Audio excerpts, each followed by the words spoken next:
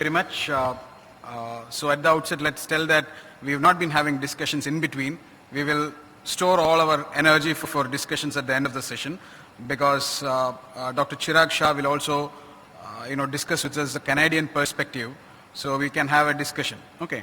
So coming to intravitreal steroid, it's not a new thing. It's been from use from the 1970s, and the use in more and more disease is being studied, and they have found to reduce the duration and burden of treatment.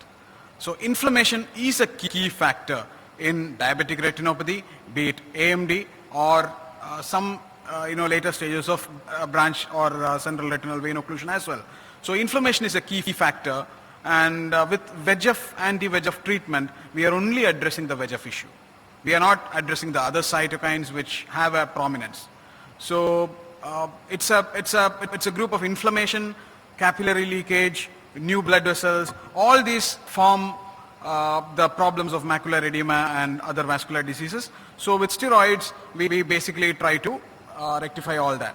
So mechanism of steroids is by inhibiting the phospholipase A2, and by that by the cyclooxygenase and the lipoxygenase pathway, and stabilization of the blood retinal barrier, down regulation of the inflammatory mediators like VEGF, PDGF and other cytokines like TNF-alpha, and reduce the expressions of matrix metalloproteinases.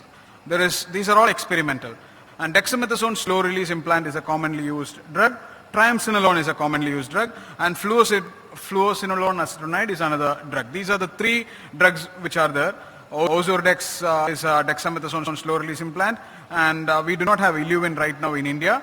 That's fluocinolone acetonide implant. Approved uses are central retinal and branch retinal vein occlusion, diabetic macular edema, and non-infective posterior uveitis.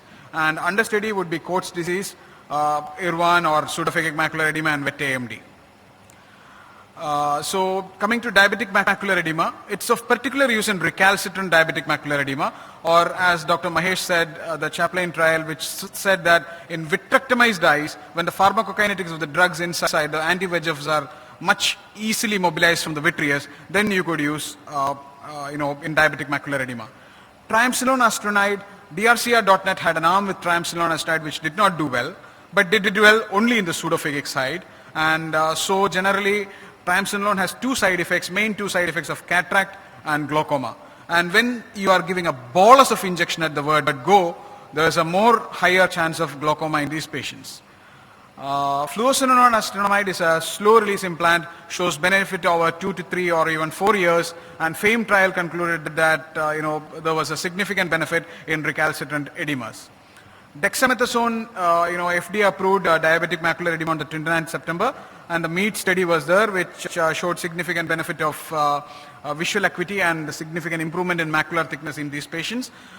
In the clinical trial, they had given once in 6 months, but probably in real life situation, you may require to give it once in 3 to 4 months. That is the problem, and that cumulatively may cause glaucoma or cataract. So one must be mentally prepared to do that.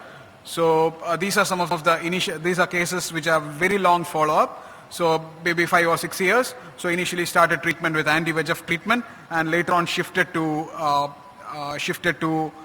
Ozurdex. So this is huge macular edema, which was a reduction. So over 1 year it has reduced so much. But then we had to shift over to Ozurdex because he said the number of injections were too many, and then he developed cataract. That's why the OCT image is slightly hazy, and then after cataract surgery things came in. So this is another patient from 2007. Slowly the hard exudates you can see have increased, and then at this point of time we started into a dexamethasone implant, and you can see the difference, and that patient had done really well. There's another patient with bilateral disease from a faraway place. So generally we do not do bilateral simultaneous injection. So I give one eye we inject anti-VEGF, and the other eye we may inject Ozurdex, and see which eye does better, and move on to that particular eye. This is the result after 1 year, and then we now move into focal macular laser. Macular edema secondary to retinal vein occlusion, the SCORE CRVO and the SCORE BRVO showed benefit, but after the CRUISE and the BRAVO came in, the visual benefits were significantly high, so we moved into anti-VEGF injections. But in certain individuals in which the number of anti-VEGF injections required is very high, then we will move into dexamethasone slow release implant to reduce the number of injections. So these are some of the patients in which multiple injections were required. and since these multiple injections were required at the end of 1 year, he moved into Ozurdex, and then we required only once in 4 months injection. Non-infectious posterior uveitis, in which which is unilateral, then fluocinolone acetonide or dexamethasone slow release implant may have a benefit.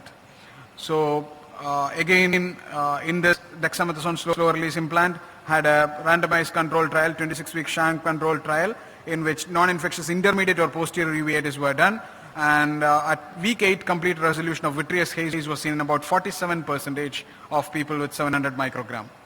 Wet AMD, dexamethasone and steroids are only under investigation. It is not proven as of now. Pseudophakic macular edema, many a time we may require only a posterior subtenon Kenacort injection, a triamcinolone injection. You may not require long-term injections. This is a radiation retinopathy, which I feel is more inflammation mediated, and in which steroids has a definite role. Steroid-related cataract and raised intraocular pressure are something that we require to look at, and injection-related like subconjunctival hemorrhage, retinal detachment, endophthalmitis, which Dr. Thomas will elucidate clearly.